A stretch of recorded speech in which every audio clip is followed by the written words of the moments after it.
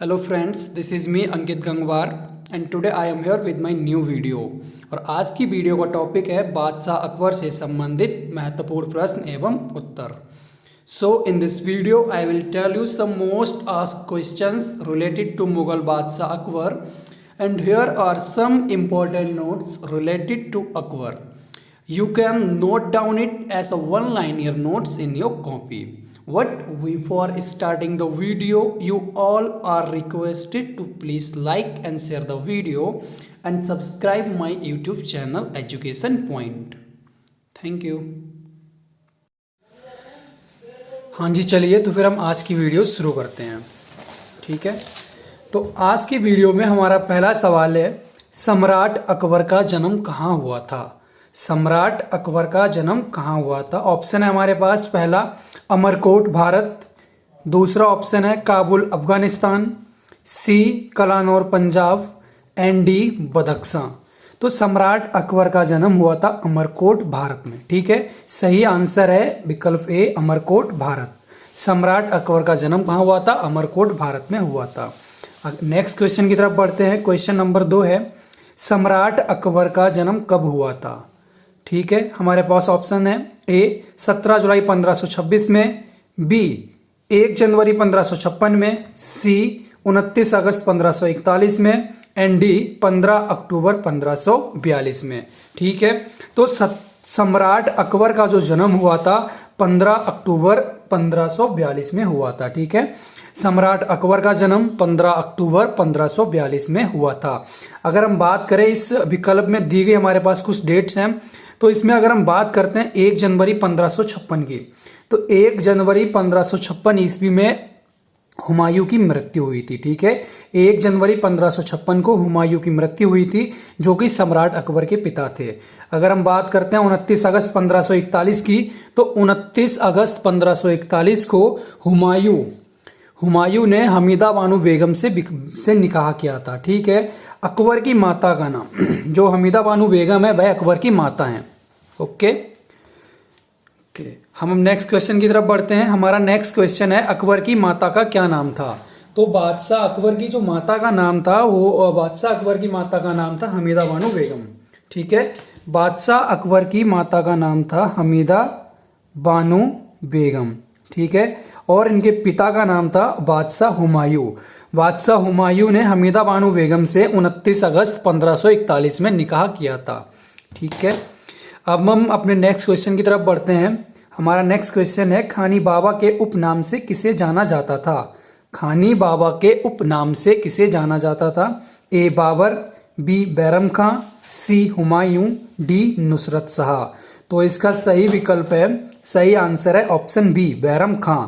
बैरम खां को खानी बाबा के नाम से जानते थे। ठीक है, बैरम खां जो कि बदख्शां का निवासी था, और इसने हुमायूं की सहायता की थी सर हिंद के युद्ध, जो कि 1555 ईस्वी में पंजाब के सूरी शासक के साथ हुआ था। उस युद्ध को जीतने में बैरम खान ने हुमायूं की सहायता की थी। इसके अलावा जो बैरम खान था 1556 से 1560 ईस्वी तक अकबर का संरक्षक भी रहा था। ओके, हमारा नेक्स्ट क्वेश्चन है, अकबर का पूरा नाम बताइए। बादशाह अकबर का जो पूरा नाम था वह था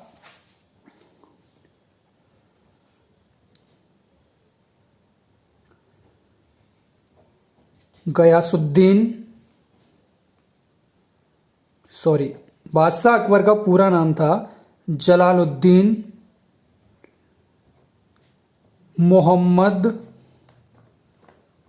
अकबर बादशाही गाजी।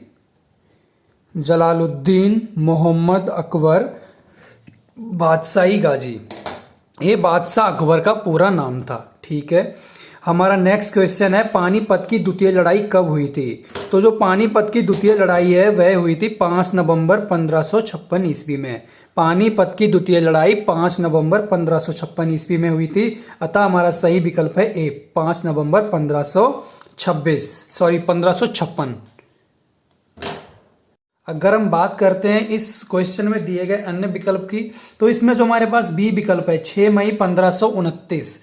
6 मई 1529 को घाघरा का युद्ध हुआ था, जो बाबर और अफगानों के बीच में हुआ था। ठीक है, इसमें बाबर विजयी रहा था और इसी दिन 6 मई 1529 को बाबर ने बंगाल के शासक नुसरत शाह के साथ संधि की थी। ओके, अगर हम बात करते हैं सी ऑप्शन में दी गई डेट की 21 अप्रैल 1526, तो 21 अप्रैल 1526 ईस्वी को पानीपत का पहला युद्ध बाबर और इब्राहिम लोदी के बीच में लड़ा गया था, जिसमें बाबर विजयी हुआ था और इब्राहिम लोदी पराजित हुआ था। ठीक है, अगर हम बात करते हैं ऑप्शन डी 17 मई 1540 ईस्वी को, तो 17 मई 1540 ईस्वी को बिलग्राम या कन्नौज का युद्ध हुमायूं और शेर शाह के बीच में लड़ा गया था, जिसमें हुमायूं की पराजय हुई थी और शेर शाह विजयी हुआ था। ठीक है, फिलहाल हमारे दिए गए क्वेश्चन में था पानीपत की द्वितीय लड़ाई कब हुई। तो जो पानीपत की द्वितीय लड़ाई थी वह 5 नवंबर 1556 ईस्वी को हुई थी। और जो ये पानीपत का द्वितीय युद्ध है ये अकबर और हेमू के बीच में लड़ा गया था। ठीक है, अकबर और हेमू के बीच में पानीपत का द्वितीय युद्ध हुआ था। इस युद्ध में अकबर विजयी हुआ और हेमू पराजित हुआ था। ठीक है, अगर हम बात करते हैं बैरम खां, यहाँ पर एक नोट है हमारे पास, नोट करने वाली बात यह है, यहाँ पर इसको नोट कीजिए। बैरम खां की हत्या कब हुई थी? जो बैरम खां था, जो कि 1556 से 1560 ईस्वी तक अकबर का संरक्षक रहा था, उसकी जो मृत्यु हुई थी 31 जनवरी 1561 ईस्वी में हुई थी। ठीक है, इसकी हत्या 31 जनवरी 1561 ईस्वी को की गई थी और इसकी हत्या पाटन, गुजरात में एक जगह का नाम है पाटन, वहां पर हुई थी और मुबारक खां नामक एक व्यक्ति ने इसकी हत्या कर दी थी। ठीक है, अब हम बात करते हैं अपने अगले क्वेश्चन की। हमारा अगला क्वेश्चन है हल्दी घाटी का युद्ध कब हुआ था? ठीक है, हमारे पास विकल्प है 18 जून 1576, ऑप्शन बी है हमारे पास 25 जून 1539, ऑप्शन सी 17 मार्च 1527, ऑप्शन डी है 5 नवंबर 1556। ठीक है, तो हल्दी घाटी का जो युद्ध हुआ था वह हुआ था 18 जून 1576 को। ठीक है, हल्दी घाटी का युद्ध 18 जून 1576 ईस्वी को हुआ था। अतः हमारा जो सही विकल्प है ए है। अब हम बात करते हैं इस क्वेश्चन के अंतर्गत दिए गए अन्य विकल्पों की। तो इसमें जो हमारे पास विकल्प बी में दिया गया है 25 जून 1539, तो 25 जून 1539 को कौन सा युद्ध हुआ था?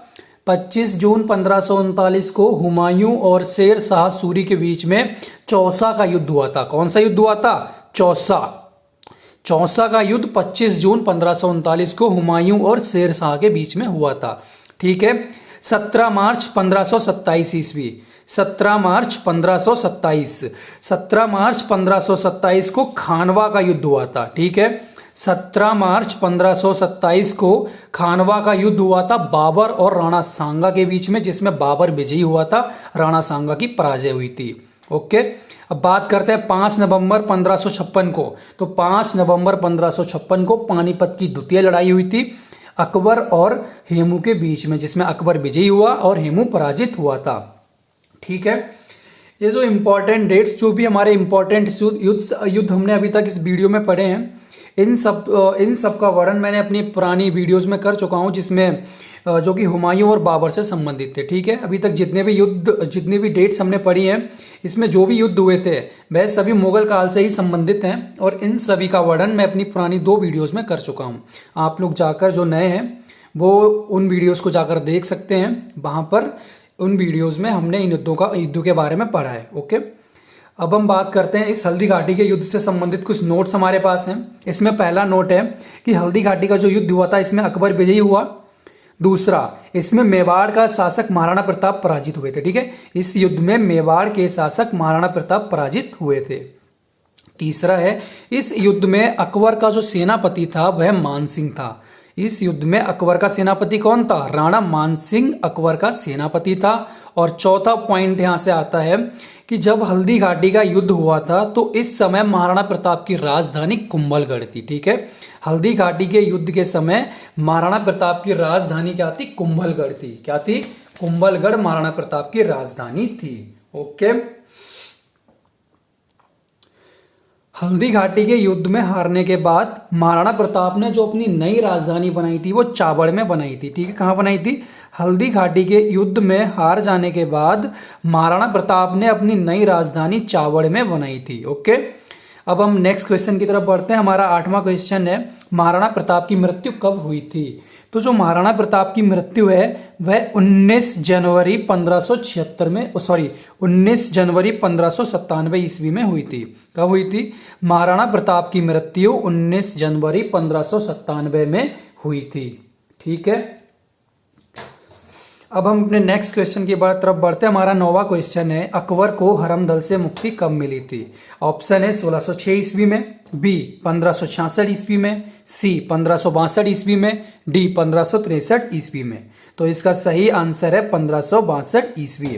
अकबर को हरमदल से मुक्ति 1562 ईस्वी में मिली थी। ओके, हमारा नेक्स्ट क्वेश्चन है 10वां क्वेश्चन है, दीन ए इलाही धर्म की शुरुआत किसने की? दीन ए इलाही धर्म की शुरुआत किसने की थी? ऑप्शन ए हुमायूं ने, बी अकबर, सी शेर शाह सूरी, डी बीरबल। तो इसका सही आंसर है कि दीन ए इलाही धर्म की शुरुआत बादशाह अकबर ने की थी। दीन ए इलाही धर्म की शुरुआत बादशाह अकबर ने की थी। ठीक है, और जो दीन ए इलाही धर्म है इसकी शुरुआत 1582 ईस्वी में हुई थी। ये डेट याद रखना, कई बार एग्जाम्स में पूछी जा चुकी है कि दीन ए इलाही धर्म की शुरुआत कब हुई थी।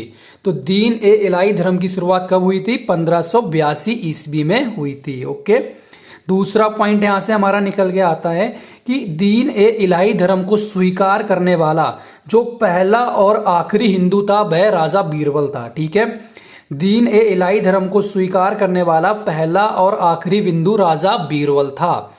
और इसमें जो हमारा राजा बीरबल है, बीरबल का जो मूल नाम था महजदास था। ठीक है, बीरबल का मूल नाम महजदास था और बीरबल को जो राजा की उपाधि थी वो अकबर ने प्रदान की थी। ठीक है, अकबर ने बीरबल को राजा की उपाधि प्रदान की थी और अकबर के नवरत्नों में बीरबल शामिल थे। जो राजा बीरबल थे वह अकबर के नवरत्नों में शामिल थे।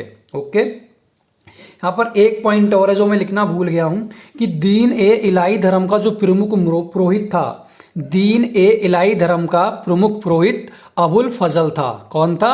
अबुल फजल। ओके, हमारा नेक्स्ट क्वेश्चन है 11वां क्वेश्चन है, अकबर की शासन प्रणाली की प्रमुख विशेषता क्या थी? अकबर के शासन प्रणाली की प्रमुख विशेषता क्या थी? इसका उत्तर है मनसबदारी प्रथा। ठीक है, मनसबदारी प्रथा ए अकबर की शासन प्रणाली की प्रमुख विशेषता थी। अकबर की शासन प्रणाली की प्रमुख विशेषता क्या थी? मनसबदारी प्रथा। ठीक है, यहां पर एक नोट और कर लीजिए पॉइंट आप, अकबर ने जो राजस्व प्राप्ति के लिए जिस प्रणाली को अपनाया था उसे जब्ती प्रणाली कहते हैं। ठीक है, इसकी जो राजस्व प्रणाली थी, अकबर ने जिस राजस्व प्रणाली को अपनाया था उसे जब्ती प्रणाली कहते थे। क्या कहते थे? जब्ती प्रणाली। ठीक है, अकबर ने राजस्व की प्राप्ति करने के लिए जब्ती प्रणाली को अपनाया था। ओके, हमारा नेक्स्ट क्वेश्चन है, दहसाल बंदोबस्त प्रणाली अकबर ने कब लागू की थी? तो सबसे पहले हम जान लेते हैं दहसाल बंदोबस्त प्रणाली के बारे में। ठीक है, जो ये दहसाल बंदोबस्त प्रणाली थी इसे टोडरमल बंदोबस्त प्रणाली के नाम से भी जानते हैं, जिसको राजा टोडरमल ने दिया था। ठीक है, जिसको राजा टोडरमल ने अकबर के लिए बनाया था। और ये जो राजा टोडरमल थे ये अकबर के यहाँ पर दीवान का कार्य करते थे। इससे पहले इन्होंने शेर शाह सूरी के लिए भी काम किया था। ओके, तो अब हम बात करते हैं अपने क्वेश्चन की, दहसाल बंदोबस्त प्रणाली अकबर ने कब लागू की थी?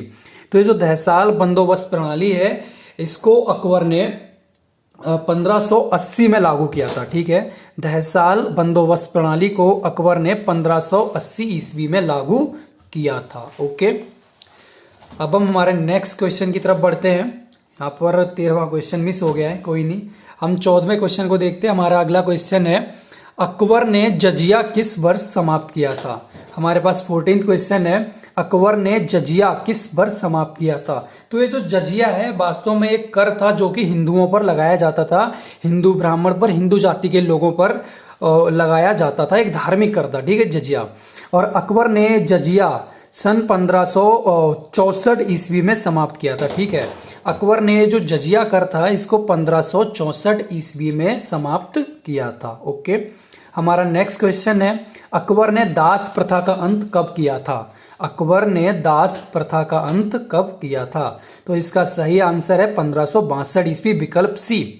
विकल्प सी इसका सही आंसर है। अकबर ने 1562 ईस्वी में दास प्रथा का अंत किया था। ओके, अकबर ने दास प्रथा का अंत 1562 ईस्वी में किया था। ओके, हमारे पास नेक्स्ट क्वेश्चन है। अब हमारा नेक्स्ट क्वेश्चन है, अकबर ने फतेहपुर सीकरी की स्थापना कब की थी?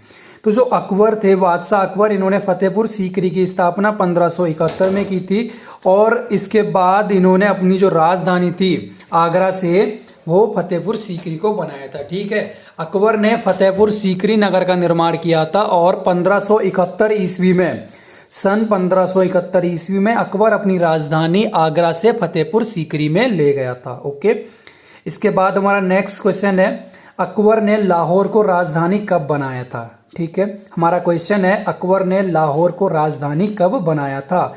तो इसका हमारे पास विकल्प है, ए 1578 में, बी 1579 में, सी 1585 और डी 1583। तो इसका सही आंसर है विकल्प सी 1585 ईस्वी में। ठीक है, अकबर ने लाहौर को जो राजधानी था 1585 ईस्वी में बनाया था। यहाँ पर अब एक बात नोट करने वाली आती है, अगर कभी हमारे पास क्वेश्चन आएगा एग्जाम में कि अकबर के राजधानी का क्रम क्या था, अकबर के शासनकाल में जो राजधानियों का क्रम था वह क्या था, तो इसमें हमारा क्रम क्या होगा? सबसे पहले अकबर की राजधानी क्या थी? आगरा थी। फिर वह 1571 में फतेहपुर सीकरी में ले गया और फिर उसके बाद 1585 ईस्वी में उसने लाहौर को अपनी राजधानी बनाया था। ठीक है, तो राजधानियों का क्रम आगरा, फिर फतेहपुर सीकरी और फिर लाहौर होगा। ओके, अब हम बात करते हैं अपने नेक्स्ट क्वेश्चन की। हमारा अगला क्वेश्चन है, अकबर ने मजहर की घोषणा कब की थी? ठीक है, अकबर ने मजहर की घोषणा कब की थी? ऑप्शन ए 1579 में, बी 1583 में, सी 1575 में या डी 1564 ईस्वी में। तो जो अकबर है इसने मजहर की घोषणा 1579 ईस्वी में की थी। ओके, अकबर ने मजहर की घोषणा 1579 ईस्वी में की थी। ठीक है, अब नेक्स्ट क्वेश्चन देखते हैं। हमारा नेक्स्ट क्वेश्चन है, अकबर ने इलाही संवत की शुरुआत कब की? ओके, ऑप्शन ए 1582 में, बी 1585 में, सी 1575 में, डी 1583 में। एक बात याद रखना, एक क्वेश्चन मोस्ट इंपॉर्टेंट है, कई बार एग्जाम में पूछा जा चुका है। इलाही संवत की शुरुआत भारत में किसने की थी? तो इलाही संवत की शुरुआत भारत में अकबर ने की है। ठीक है, इलाही संवत की शुरुआत भारत में अकबर ने की है। और कब की थी इलाही संवत की शुरुआत भारत में अकबर ने? 1583 ईस्वी में। कब की थी? सन 1583 में इलाही संवत की शुरुआत अकबर ने भारत में की थी। ओके, अभी यहाँ पर हमारे पास कुछ डेट्स और बची हुई है, हम इन डेट्स में भी देख लेते हैं अकबर ने क्या क्या किया था। अगर हम बात करते हैं 1582 ईस्वी की, तो 1582 में अकबर ने क्या किया था? दीन इलाही धर्म की घोषणा की थी। ठीक है, 1582 में अकबर ने दीन इलाही धर्म की घोषणा की थी। 1585 की बात करते हैं तो 1585 में अकबर ने अपनी राजधानी फतेहपुर सीकरी से लाहौर में स्थानांतरित की थी। और अगर बात करते हैं 1575 की, तो 1575 में अकबर ने इबादत खाने की स्थापना की थी। ठीक है, इबादत खाने की स्थापना अकबर ने की थी 1575 ईस्वी में। 1575 ईस्वी में अकबर ने इबादत खाने की स्थापना की थी। ओके, इसके अलावा एक पॉइंट यहाँ पर और नोट करने वाला है, एक डेट और है 1563। 1563 में अकबर ने तीर्थ यात्रा कर समाप्त किया था। ओके, 1563 में अकबर ने तीर्थ यात्रा कर समाप्त किया। ओके, और इसके अलावा एक डेट और है 1578 ईस्वी में। 1578 ईस्वी में अकबर ने इबादत खाने में सभी धर्म के लोगों को प्रवेश की इजाजत दी थी। ठीक है, ओके, अब हम अपना नेक्स्ट क्वेश्चन देखते हैं। हमारा 20वां क्वेश्चन है, अकबर के शासनकाल के प्रमुख गायकों के नाम बताइए। तो जो अकबर के शासनकाल के प्रमुख गायक हैं उसमें बाबा रामदास, बैजू बावरा, बाज बहादुर और तानसेन शामिल हैं। ठीक है, तानसेन जी शामिल हैं। अब हम बात करते हैं अपने 21वें क्वेश्चन की। तो हमारा 21वां क्वेश्चन है, अकबर के समकालीन प्रसिद्ध सूफी संत। एक क्वेश्चन भी कई बार एग्जाम्स में पूछा गया है कि अकबर के समकालीन प्रसिद्ध सूफी संत का नाम बताइए। ठीक है, तो अकबर के समकालीन जो प्रसिद्ध सूफी संत थे उनका नाम है सलीम चिश्ती। क्या नाम है इनका? सलीम चिश्ती इनका नाम था। और अकबर ने अपनी संतान का नाम भी सलीम चिश्ती के नाम पर सलीम रखा था। ठीक है, जो आगे चलकर मुगल बादशाह जहांगीर के नाम से प्रसिद्ध हुआ। ओके, अब हम बात करते हैं अपने अगले क्वेश्चन 22वें क्वेश्चन की। हमारा 22वां क्वेश्चन है अकबरनामा की रचना किसने की थी? तो अकबरनामा की जो रचना है अबुल फजल ने की थी। ठीक है, अकबरनामा की रचना किसने की थी? अबुल फजल ने की थी फारसी में। अकबरनामा फारसी भाषा में लिखा गया है और इसकी रचना अबुल फजल ने की थी। ओके, अगर हम बात करते हैं इसके दूसरे इसमें बी विकल्प फैजी की, तो जो फैजी है अबुल फजल का भाई था। फैजी अबुल फजल का भाई था और अकबर के दरबार का राज कवि था। फैजी अकबर के दरबार का राज कवि था। ठीक है, अब हम बात करते हैं अपने 23वें क्वेश्चन की। हमारा 23वां क्वेश्चन है अकबर का काल किसका स्वर्ण काल कहलाता है? ऑप्शन ए स्थापत्य कला का, बी हिंदी साहित्य का, सी वास्तुकला का, डी संगीत का। ओके, तो इसका सही विकल्प है ऑप्शन बी। अकबर का जो काल है वह हिंदी साहित्य का स्वर्ण काल कहलाता है। ठीक है, अकबर का जो काल है हिंदी साहित्य का स्वर्ण काल कहलाता है। ओके, हाँ, तो फिर हम अपने नेक्स्ट क्वेश्चन की तरफ बढ़ते हैं। हमारा नेक्स्ट प्रश्न है कंठाभरण वाणी विलास की उपाधि अकबर ने किसे दी थी? तो इसका आंसर है कंठाभरण वाणी विलास की उपाधि अकबर ने तानसेन को दी थी। ठीक है, कंठाभरण वाणी विलास की उपाधि अकबर ने तानसेन को दी थी। ओके, हमारा अगला प्रश्न है दीन ए इलाही धर्म का प्रमुख पुरोहित कौन था? दीन ए इलाही धर्म का प्रमुख पुरोहित कौन था? इसका आंसर है दीन ए इलाही धर्म का प्रमुख पुरोहित अबुल फजल था। कौन था? अबुल फजल दीन ए इलाही धर्म का प्रमुख पुरोहित था। ओके, अगला प्रश्न अकबर के काल में कवि प्रिय की उपाधि किसे दी गई थी? ओके, अकबर के काल में जो कवि प्रिय की उपाधि थी किसे मिली थी? ऑप्शन ए बीरबल को, बी तानसेन को, सी बैजू बावरा को, या डी टोडरमल को। ठीक है, तो अकबर ने जो कवि प्रिय की उपाधि दी थी वो बीरबल को दी थी। किसे दी थी? अकबर ने कवि प्रिय की उपाधि बीरबल को दी थी। ओके, ठीक है, तो अभी हमने पढ़े थे अकबर से संबंधित कुछ महत्वपूर्ण प्रश्न एवं उनके उत्तर। अभी हम कुछ अन्य इंपॉर्टेंट नोट्स को देख लेते हैं। ये नोट्स भी हमारे एग्जाम्स के नज़रिए से बहुत ही ज़्यादा इम्पॉर्टेंट हैं। ठीक है, तो इसमें हम सबसे पहले देखते हैं अकबर के काल में अनुवाद विभाग की स्थापना हुई थी। ठीक है, यहाँ पर पहला नोट है कि अकबर के काल में अनुवाद विभाग की स्थापना हुई थी और इस विभाग के अंतर्गत कई भारतीय रचनाओं का फारसी भाषा में अनुवाद किया गया था। ठीक है, तो इसमें कुछ पुस्तकों के नाम मैंने लिखे हुए हैं, कुछ प्रमुख पुस्तकों के नाम, उनके अनुवादक मैंने यहाँ पर लिखे हुए हैं। ठीक है, तो पहली पुस्तक है तुजुक ए बाबरी। क्या है? तुजुक ए बाबरी, जो कि बाबर की आत्मकथा थी और बाबर ने खुद तुर्की भाषा में लिखी थी। ठीक है, इसका जो अनुवाद है फारसी भाषा में अब्दुल रहीम खान खाना ने किया था। किसने किया था? अब्दुल रहीम खान खाना ने किया था। ओके, दूसरी पुस्तक है महाभारत या रामायण।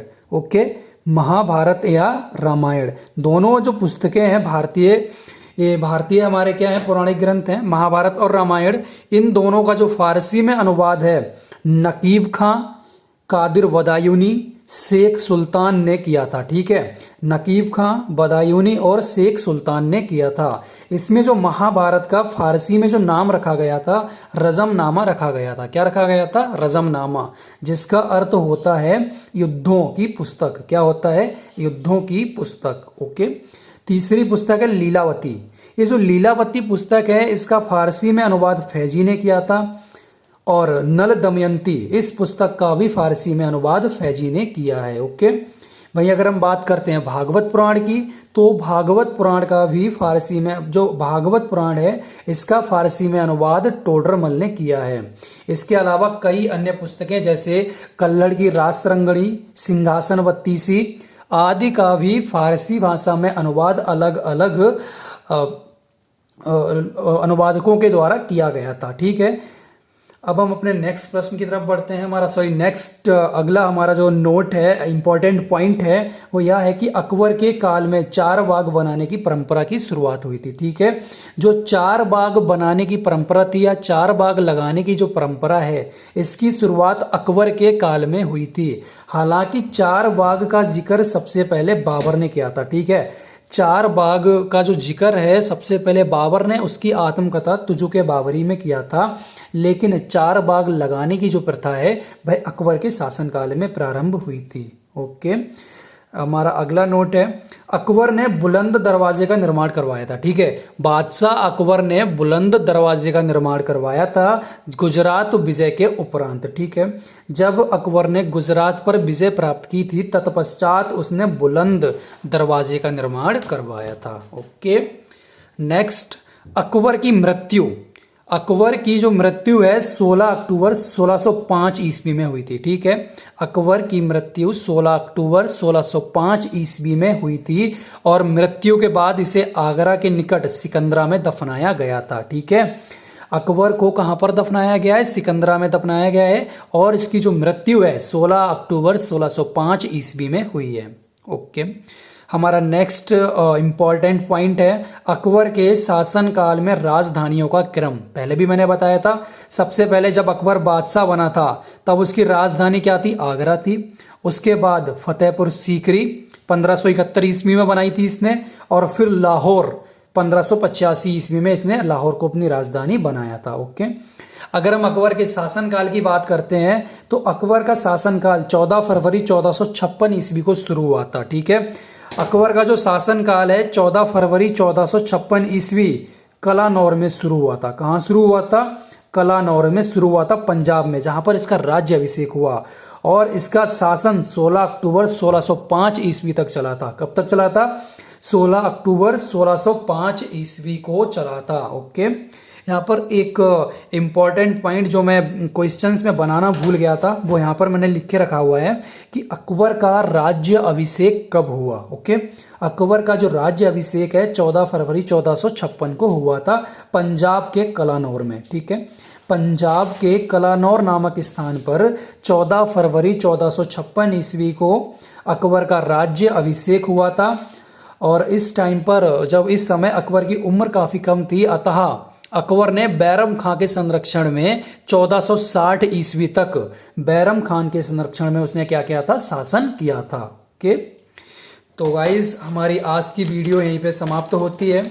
आप लोगों को धन्यवाद जो लास्ट तक वीडियो में बने हुए हैं। साथ ही मैं आप लोगों से रिक्वेस्ट करूंगा कि आप कृपया करके वीडियो को लाइक करें, अपने दोस्तों के साथ शेयर करें और मेरे चैनल एजुकेशन पॉइंट को सब्सक्राइब करें। ठीक है, थैंक यू।